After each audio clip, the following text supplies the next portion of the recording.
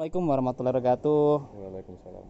Kembali lagi bersama gua Ardi di Kandangku Official. Kembali di segmen ngopak, ngobrol tentang pakan. Tapi kali ini kita ditemanin oleh praktisi peternakan kita, Mas Radit. Apa kabar Mas Radit? Baik, Mas. Oh ya, mantap sekali ini. Semangatnya luar biasa ya walaupun Luar Covid ya. biasa. Siap. Covid ngaruh nggak Mas Radit di penjualan ternak nih? Tidak ngaruh. Berternaklah. Oh, luar biasa. Semangatnya jos. Nah, Mas Adit. Harus semangat. Nah, kita kan mau ngobrol mengenai pengawetan rumput ya. Ya. Nah, kan agak ini juga sih ya. Kalau kemarin karena memang penonton pengawetan ampas tahu itu lumayan cukup tinggi, banyak. Nah, saya rasa juga penting juga untuk alternatif pakan selain ampas tahu ya. Iya. Karena ada beberapa kesulitan lah yang nyari ampas tahu dan sebagainya. Nah, ini kenapa rumput harus diawetkan Mas Radit? Kan gini Mas, kalau untuk musim penghujan gini kan kesediaan rumput itu melimpah. Bisa kita jumpai dimanapun lah, di samping-samping ini kan juga banyak. Itu kita kumpulkan, kita tampung lah, nanti kita awetkan biar di musim kemarau itu kita cukup pakan kita, itu kita udah siap untuk pakan kita, untuk ternak-ternak kita. Oh, sampai musim kemarau, dari musim penghujan, artinya lebih dari 6 bulan dong Mas Radit? 1 tahun pun cukup. Kalau pengawetannya baik 1 tahun insya Allah. Oh, mirip ya sama ampas tahu ya, berarti bisa panjang sekali ya umur simpannya ya? Insya Allah bisa. Nah, kelebihannya dari ampas tahu apa nih Mas Radit? Kalau kelebihan dari ampas tahu, untuk rumput ini kan gampang dijumpai, di sekitar kita pun tersedia banyak, kita tinggal ngambilin, ngarit, kita tampung. Kalau untuk ampas tahu kan harus beli. Oh, benar. Gak. Itu pun kalau kita dapat ampas tahunya. Jadi, kalau musim kurban itu kan ampas tahu juga rebutan. Oh, baik. Ya sih benar juga sih guys. Jadi kalau ngelihat dari keberadaan gitu. Di setiap daerah pasti ada rumput lah ya. Apalagi di musim musim penghujan gitu ya. Itu rata-rata hampir di seluruh Pulau Jawa rumput melimpah ya. Nah, oke Mas Radit, selain dia umur simpannya panjang begini, nah ini memang 100% rumput saja atau seperti seperti ampas tahu kemarin tuh ditambahkan lagi konsentrat atau macam-macamnya gitu? Kalau kita bisa tambahkan di konsentrat, bisa dedak, bisa polar pun juga bisa, untuk menambahkan nutrisi dari rumput tersebut. Oke, kalau dedak mungkin banyakan orang udah tahu ya. Sentrat juga mungkin juga udah pada tahu. Nah, polar itu apa nih polar nih? Polar itu kayak dedaknya gandum. Oke. Jadi dia seperti dedak tapi kalau dedak dari padi itu dari gandum ya. Iya, gitu. Itu dijual bebas juga ya biasa? Jual bebas. Oke. Nah, ini cara pembuatannya seperti apa Mas Radit? Pembuatan pengawetan rumput nih ya. Betul. Rumput kita kumpulkan, terus kita cacah ke mesin cacah ini. Setelah jadi seperti ini itu nanti kita campur dengan bahan lainnya seperti polar atau dedak atau konsentrat. Formulasinya atau takarannya itu berapa Mas Radit? Untuk rumputnya itu 70%, untuk konsentratnya bisa 30%. Basisnya volume atau basis berat nih? Basis berat.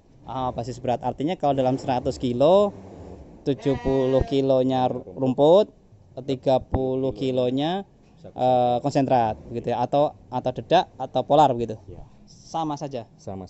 Oke. Nah, indikatornya bahwasanya proses pengawetan rumput ini berjalan dengan baik seperti apa? Indikatornya ya bisa dilihat nanti seminggu atau 2 minggu setelah penyimpanan itu dibuka, dilihat tuh, dicium itu apakah baunya busuk atau baunya wangi. Kalau baunya busuk itu berarti pengawetan kita gagal. Kalau baunya wangi itu berarti sukses. Oh, jadi indikatornya yang paling kelihatan dari bau ya? Bau sama jamur, sama kadang juga berlendir kalau yang gagal itu. Oke. Jadi indikatornya lebih ke arah fisikal ya? Iya. Jadi baunya kalau berhasil dia wangi, kalau gagal dia baunya bau sampah, busuk begitu ya. Terus tidak ada jamur, baik itu jamur berwarna hitam maupun putih ya. Nah, dan juga tidak ada lendir ya, lendir yang menempel. Baik. Nah, bisa dijelaskan lebih detail nggak sih proses cara pembuatannya itu dari awal start kemudian sampai kemudian jadi, tahapan-tahapannya seperti apa? Tahapannya pertama kita kumpulkan rumput dulu, kita ngarit lah, kumpulkan. Habis itu kita cacah dengan mesin chopper ini. Setelah selesai cacah kita campur tadi dengan perbandingan 70-30, 70 rumput sama 30 konsentrat. Kita campur, kita aduk-aduk biar merata. Habis itu kita masukkan ke tong. Ke tong ini kita masukkan sampai penuh, sampai dipadatkan, terus supaya rongga-rongga udara di dalam tuh lebih nggak ada. Sampai padat, habis padat nanti kita tutup, terus kita klem. Berarti ini prosesnya anaerob ya? Anaerob. Kemudian dibuka setelah 1 minggu untuk dicek. dicek. Nah, oke. Kalau wangi berhasil, kalau busuk nggak berhasil seperti tadi di awal ya. Siap. Mas Radit, ini yang jadi perkara juga kadang kemarin ada pertanyaan tuh di YouTube-nya kandangku. Ini kalau nggak ada tong, karena tongnya susah, nah kita pakai apa nih?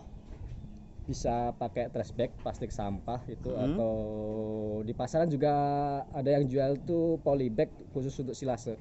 Silase, polybag silase ya, itu guys namanya polybag silase aja. atau trash bag ya. Kalau trash bag saya tahu, trash bag itu warnanya hitam biasanya, terus gede gitu kan. Nah itu juga bisa. Nah, jadi walaupun lebih bagus yang hitam atau lebih bagus yang ini kelihatan dari luar itu apa namanya, terang gitu, apa transparan gitu. Yang penting tebelnya sih. Tebelnya. Dia bisa kuat untuk nahan itu. Nahan ketika dia ini ya, apa namanya, proses berjalan begitu ya. Biasanya lembung gitu ya. Iya.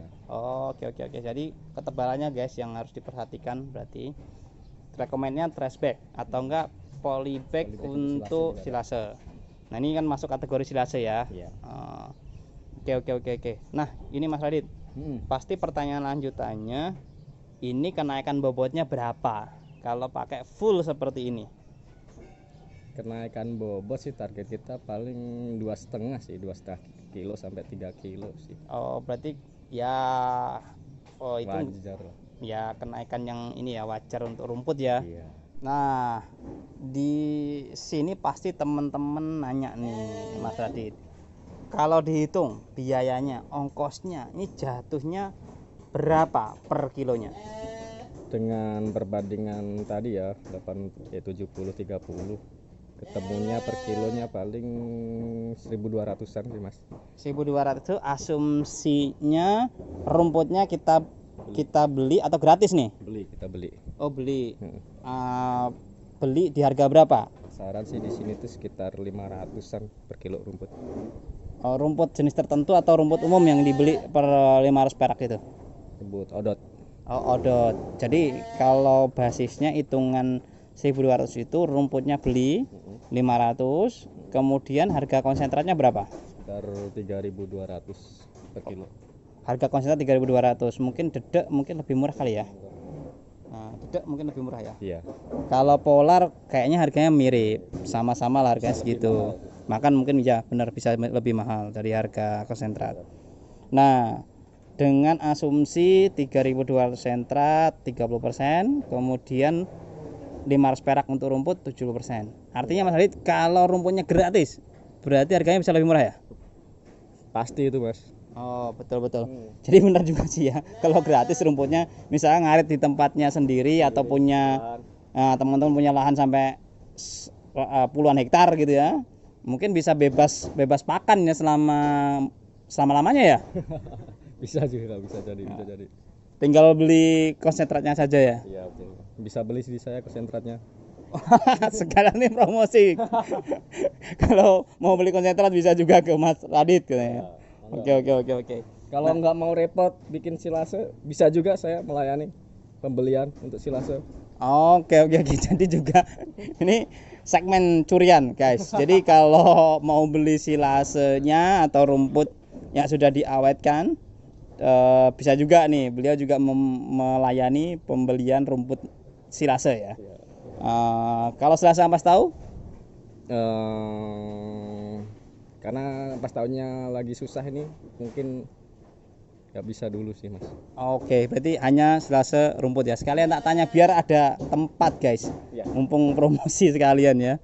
Jadi kalau tadi bahasanya kalau sentratnya 3.200 basisnya 30%, 500 harga hijauannya ya. Itu standar di area Bogor ya. Iya, standar tuh. Nah, mungkin di daerah lain bisa berbeda. Nah, monggo aja dihitung sendiri nanti ongkos biayanya. Ini jadi saya penasaran nih Mas Radit. Ya. Kalau 100% rumput bisa nggak? Kalau pengalaman saya sih, pengalaman pribadi, kalau 100% rumput tuh hasilnya nggak maksimal. Baunya juga nggak wangi sih Mas. Oh, oke. Top sih hasilnya nanti. Oh, cenderung ya hasilnya nggak, tingkat keberhasilan juga nggak terlalu tinggi ya, rendah ya. Betul sekali. Artinya tetap harus pakai sentrat atau material lain ya. Nah, selama ini pengalamannya sentrat ya yang paling sering ya. Ya, kita pakai sentrat dong sama rumput. Oke. Ya guys, jadi di Bogor memang sentrat relatif lebih mudah didapat sih. Dan harganya juga macam-macam ya. Kalau dipakai Mas Radit 3.200, nanti tinggal aja di kolom komen kalau mau nanya di mana belinya atau di mana bisa ngambilnya gitu kan. Nah, nanti juga bisa kontak nomornya Mas Radit, nanti kita kasih di deskripsi ya nomornya Mas Radit. Karena banyak nanya kemarin nomornya Mas Zaki, nanti di deskripsi juga kita akan kasih nomornya Mas Zaki ke depannya. Oke, terakhir mungkin Mas Radit ada yang mau disampaikan kepada teman-teman yang nonton nantinya, yang nonton Kandangku Official, apa nih yang mau disampaikan? Walaupun pandemi tetap semangat Mas berternak. Asik. Jadi semangat membara. Bagus. Oke. Layak untuk kita ini guys, kita ikuti sarannya ya. Walaupun pandemi, bisnis nggak berhenti. Beternak tetap jalan terus. Karena memang tidak ada sepi order untuk peternakan ya. Siap. Betul sekali nih. Walaupun juga harga ternak juga lagi luar biasa ya Mas Adit. Betul. Lagi susah juga sekarang. Harganya tinggi. Oke. Mungkin cukup sekian guys. Segmen ngopak kali ini. Ada pertanyaan ataupun ada komen, masukan, bisa komen di bawah. Punten, maaf kalau nggak bisa dibalasin satu komennya, kadang karena adminnya memang kadang agak-agak gitu ya. Nah, nanti kedepannya akan kita makin perbaiki, terus semoga kita makin sering untuk upload konten-konten yang bermanfaat buat teman-teman sekalian, teman-teman peternak khususnya ya. Ya, semangat buat para peternak, pandemi bukan jadi halangan. Oke, assalamualaikum warahmatullahi wabarakatuh. Sampai ketemu di segmen selanjutnya.